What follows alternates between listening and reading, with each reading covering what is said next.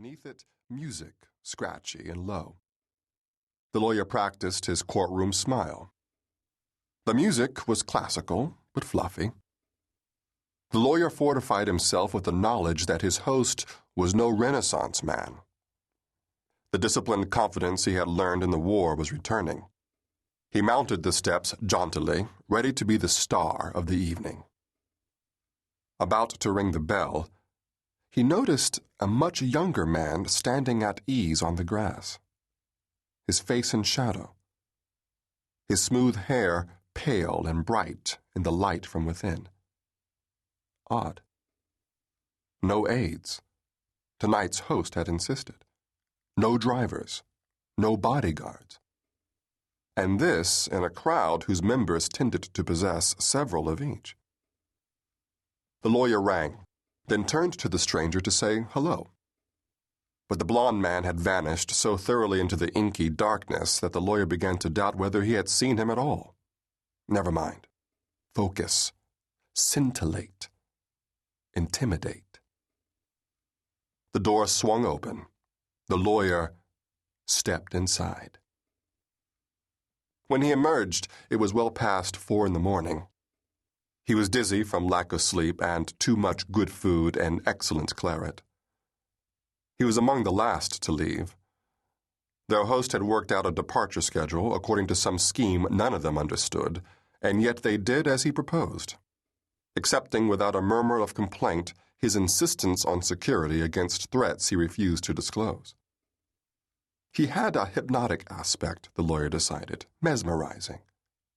He would have been fantastic in the courtroom. He planned everything with care.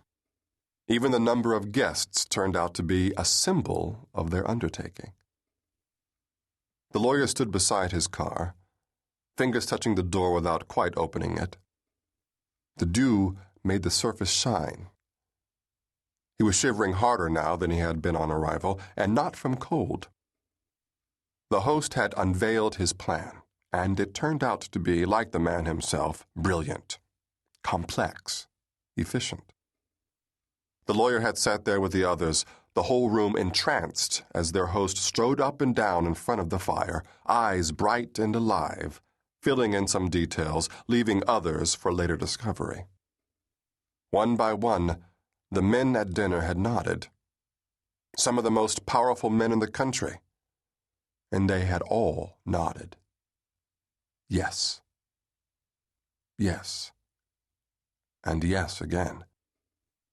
They were on board. The lawyer had nodded along with the rest, but his nod had been a lie. The lawyer thought the plan, for all its brilliance, was evil. There was no other word. The plan might even accomplish its ends. Many evil plans did.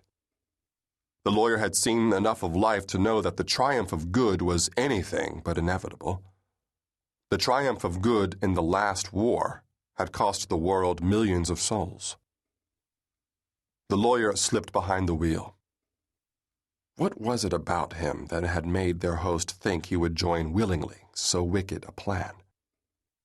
Did the man really think so little of him? Maybe so. Maybe with reason. He thought about the men in the room, smoking their cigars, drinking their wine, nodding their heads. His career would likely skyrocket if he went along with them. The future stretched ahead of him, an endless golden band, with brimstone waiting at the far end. He knew what his wife would say. She was a wonderful woman, but she had been pampered and sheltered all her life. She did not understand how, in the world of men, sometimes you had to sup with the devil, at least for a while, in order to— "Did you need anything, sir?" The lawyer turned, startled. The blond man was leaning close, smiling politely through the open window. He had crept up on the car without giving the smallest hint of his approach. Even in the Rangers, the lawyer had known no one as stealthy. The lawyer started to answer, then hesitated. The cobalt eyes said that the blond man knew his every thought. The gaze was at once pitying and spiritless. The gaze of an executioner. "I'm fine,"